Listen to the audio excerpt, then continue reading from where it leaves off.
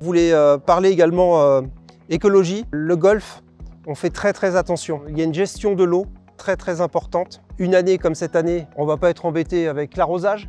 Pour l'instant, on n'a pas arrosé, nous sommes fin juin, mais en allant plus loin que ça, on va avoir un programme qui s'appelle Produits Phyto Zéro en 2025. On n'utilisera plus de produits pour entretenir nos parcours et on va encore plus loin. On a des zones préservées sur les parcours, pour la faune et la flore, ça c'est très important. Nos machines, les vieilles machines qui consommaient, qui polluaient, c'est fini. On est passé nous aussi à l'électrique et on va avoir une gamme de tondeuses totalement électriques d'ici peu. Ça c'est très important pour nous et je pense que Cap Fournier également. Et là je te laisse la parole Philippe sur toute ta gamme de voitures. Alors bizarrement c'est parce que c'était pas des notions qui ont scellé notre partenariat et maintenant notre amitié, mais néanmoins c'est des sujets qui progressivement sont venus d'actualité parce que ce soit pour les parcours de golf où la polémique s'est enflée l'année dernière, celle d'avant, avec la sécheresse, etc.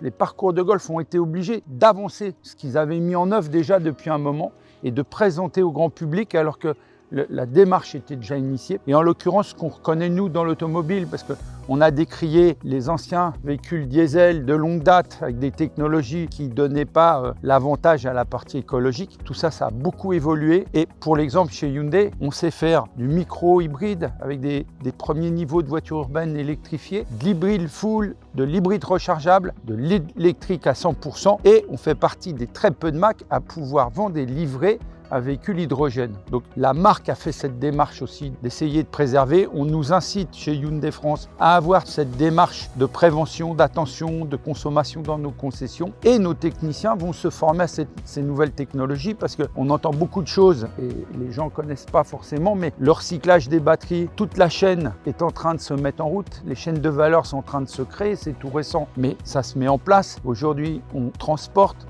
on va recycler les batteries. Quand par exemple, les peu de fois, on a cette chance chez Hyundai, si on a un souci sur une voiture électrique, on va aller changer un module de batterie, on ne va pas changer la batterie. Donc tout ça, ça prend un sens. Eh bien, notre marque a eu cette attention-là depuis déjà un long moment. Et ça, c'est des échanges avec Patrick qui nous ont fait comprendre nos métiers respectifs et c'est important d'en parler.